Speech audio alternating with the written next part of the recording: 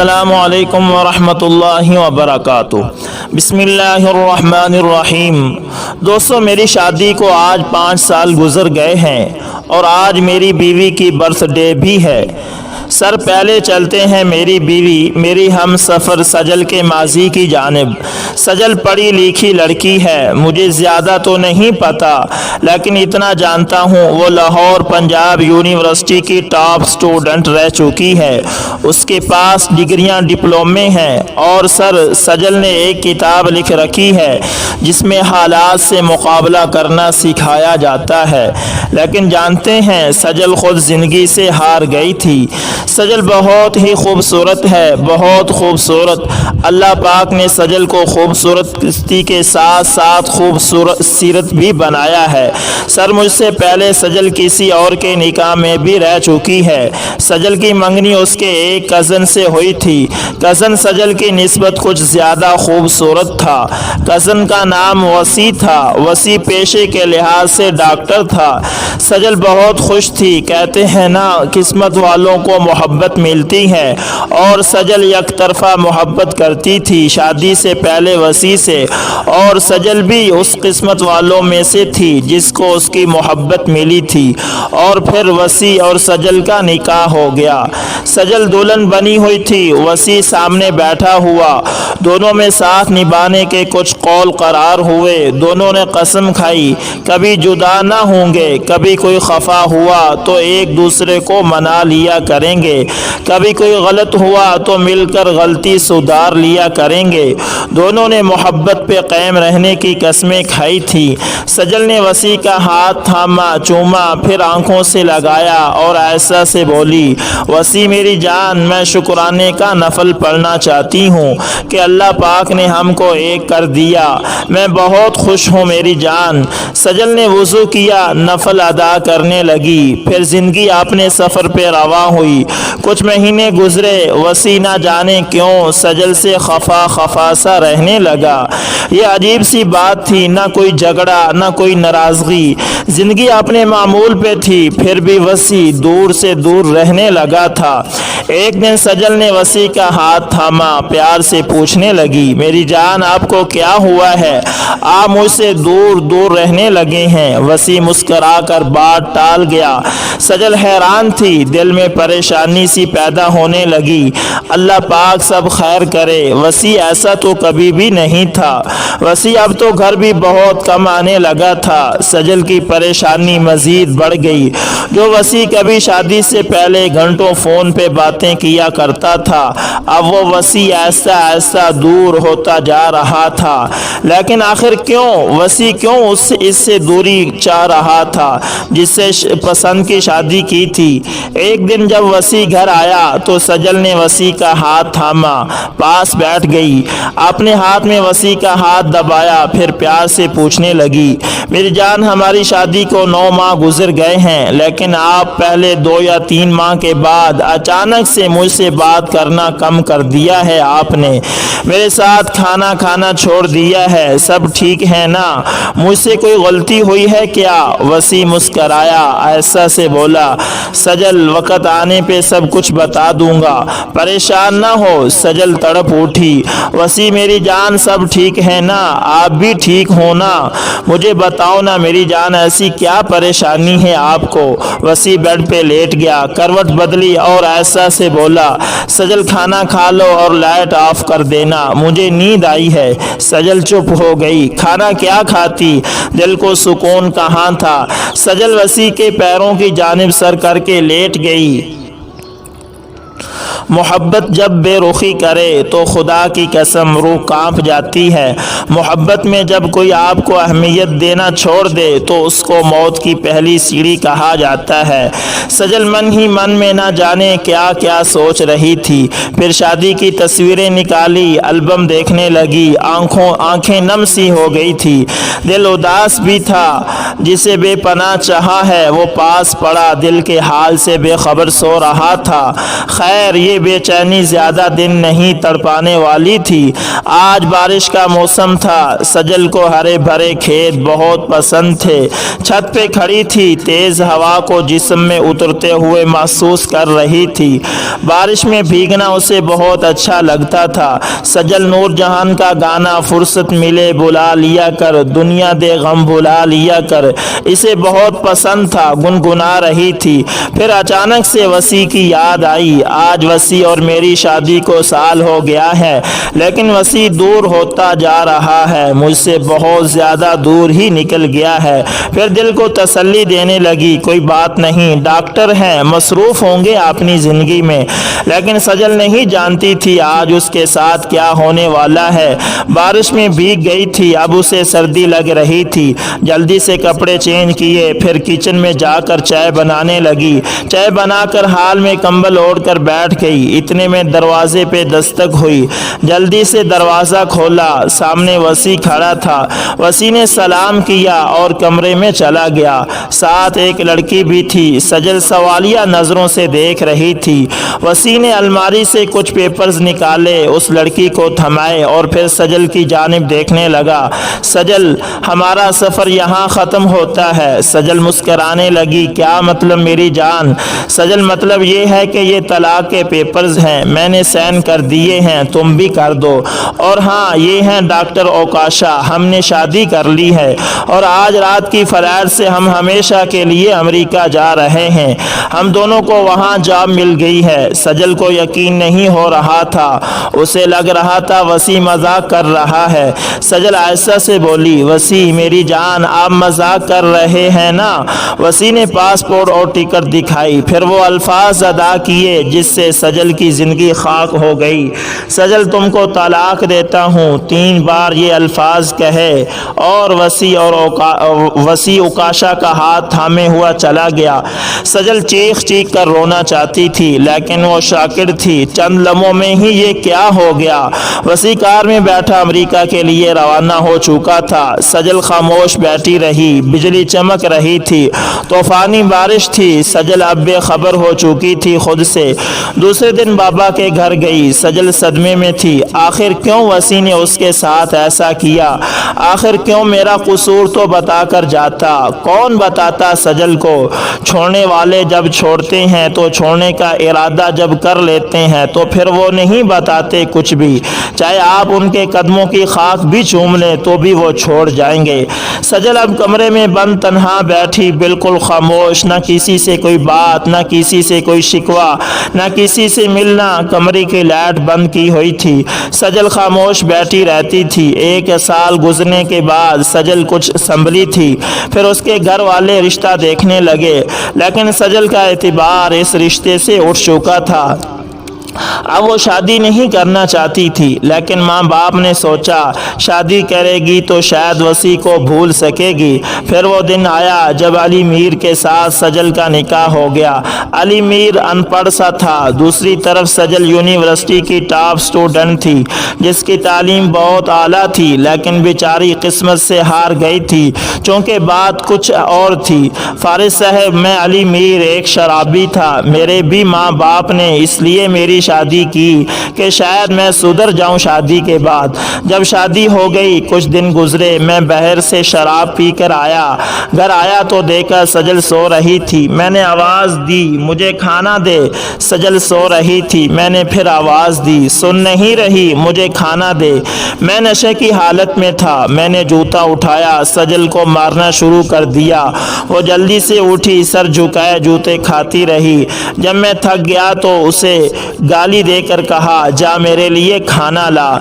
मेरी बला से सजल ने हम ऐसे किया हो या कोई और किया हो, मुझे सजल से क्या था। समझदार लड़की है, मेरे लिए तो बस नौकरानी थी वो। सजल खाना लेकर आई, मेरे पास बैठ गई, डर रही थी। मैंने खाना खाया और बर्तन उठाकर दीवार के साथ दे मारे। फिर मैंने टीवी ऑन किया, फिल्म देखने लगा। सजल मेरे पास बैठी हुई थी। उसे नींद आ रही थी, लेकिन मेरे डर से चुपचाप بیٹھی رہی، نہ جانے کب میری آنکھ لگی اور سو گیا۔ جب صبح نشہ اترا تو دیکھا سجل کے چہرے پہ زخم تھا۔ مجھے کچھ تو یاد آ رہا تھا کہ میں نے رات کو سجل کو مارا تھا۔ میں پاس گیا، سجل کا ہاتھ پکڑا، آہستہ سے بولا، سوری یار، نشے میں نہیں پتہ چلتا۔ سجل ہلکا سا مسکرائی، پیار سے بولی، علی میر صاحب، میں نے کب کوئی شکوہ کیا ہے؟ جی بھر کر ظلم کیا کریں، میں کب کچھ کہہ رہی ہوں؟ جی چاہے ڈنڈا اٹھا لیا کریں، جب جی چاہے جوتوں سے مار لیا کریں۔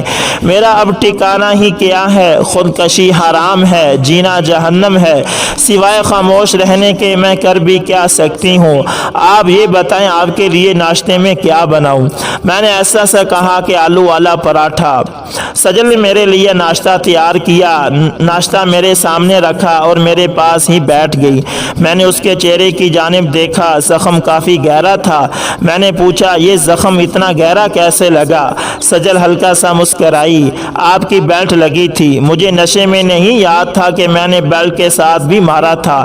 میں چپ ہو گیا، ناشتہ کیا اور گھر سے چلا گیا۔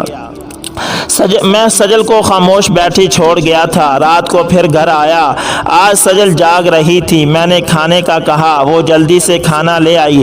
میں نے پھر بھی بہت گالیاں دی سجل کو، وہ ہر روز میرا ظلم سہتی اور خاموش ہو جاتی۔ پھر ایک دن، فارس سر، میں آپ کی تحریر اس کو پڑھ رہا تھا، وہ میرے سامنے سے گزری، میں فیس بک یوز کر رہا تھا۔ میں نے آپ کی تحریر پڑھی جس میں آپ نے لکھا، اپنی ہم سفر کو دکھ نہ دیا کرو، وہ بیچاری نہ جانے ماں باپ کے گھر سے کتنے دکھ دیکھ کر آئی ہوتی ہے، نہ جانے کون کون سی محرومیاں برداشت کی ہوتی ہیں اس نے، نہ جانے کتنے ستم دیکھے ہوتے ہیں۔ عورت کیا چاہتی ہے بھلا اپنے ہم سفر سے؟